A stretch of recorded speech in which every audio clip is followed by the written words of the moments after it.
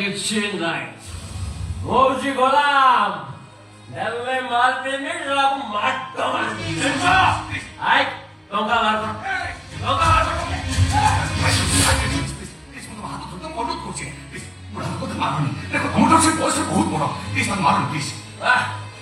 mind blowing acting କରୁଛୁ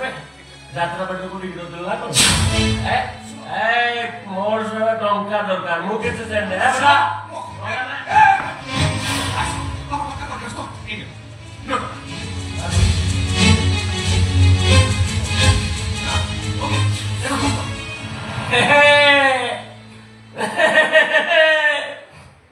ଆଜି ମାଲବିକା ଖର୍ଚ୍ଚଟା ହେଇଗଲା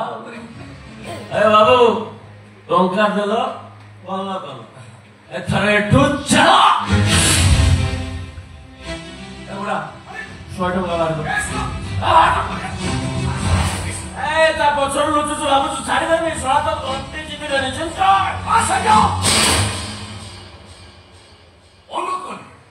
ହାତ ଯୋଡ଼ିବି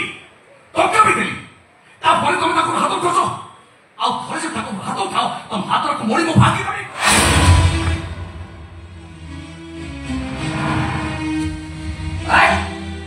ତାକୁ ମାରିଲେ ତତେ କାହିଁ କାଟୁଛୁ ରେ ତୁ ତାର କିଏ ହରିରେ ସିଏ ମୋ ବାପା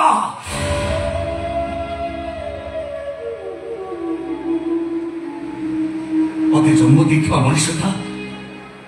ଏ ଦୁନିଆ ବଡ଼ଦାଣ୍ଡରେ କୋଉଠି ହଜିଯାଇ ସେ କଥା ମୁଁ ଜାଣିନି କାହିଁକି ଜାଣି এইভাবে ଲୋକମାନଙ୍କୁ ଦେଖିଲେ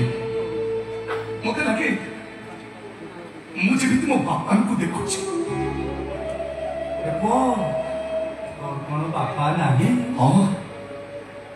ମୋ ବାପା ଅଛନ୍ତି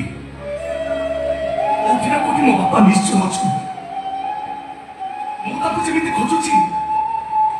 ସିଏ ବି ମତେ ଠିକ ସେମିତି ଖୋଜୁଥିଲେ ମତେ ମୁଁ ଖୋଜିବାରେ କୋଉଠି ଭୁଲ ରହିଯାଉଛି ମୋ ସହ ଯୋଉଥିପାଇଁ କି ମୁଁ ମୋ ବାପାଙ୍କ ପାଖରେ ପହଞ୍ଚି ପାରୁନି ଅନେକ ଲୋକଙ୍କୁ ପଚାରିଛି ଆରେ କେହି ତ କୁହ ମୋ ବାପା କୋଉଠି ଅଛନ୍ତି କେହି ତ କହିବେ ମୋ ବାପାଙ୍କ ଠିକଣା ହେଲେ କାହାରି ପାଖରେ ମୋ ବାପାଙ୍କର ଠିକଣା ନାହିଁ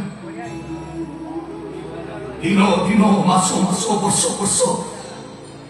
ମୋ ଠିକଣା ନଥିବା ଲୋଭରେ ମୋ ବାପାଙ୍କ ପାଖକୁ ଚିଠି ଲେଖୁଛି ଆଉ ପଚାରୁଛି କୋଉଦିନ ଆସିବ ବାପା କୋଉଦିନ ଆସିବ ତମେ ତମ ପୁଅ ପରେ ତମ ଫେରିବା ବାଟକୁ ଚାହିଁ ବସିଛି ତୋ ବାପା କଣ ତ ଚିଠି ପାଉନି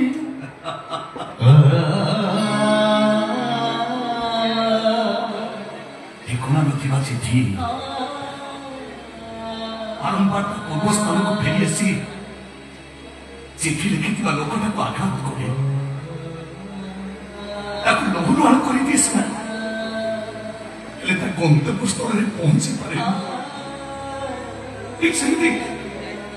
ମୋ ବାପା ମୋ ପାଇଁ ଠିକଣା ନଥିବା ଗନ୍ତବ୍ୟ ଏ ବାବା ତୁ ମୋ ବାପା କୁ କାହିଁକି ଜାଣି ତୋତେ ଦେଖିଦେଲା ପରେ ମୋ ଛାତିର କୁହା ଆଉ ବୋଲ ମାନୁନି ଅନେକ ମନା କଲା ପରେ ବି ସେ ମୋ ଆଖି ବାଟେ ବହି ଆସୁ ଆଉ ତୋତେ ଛୁଇଁ ଦେଲା ପରେ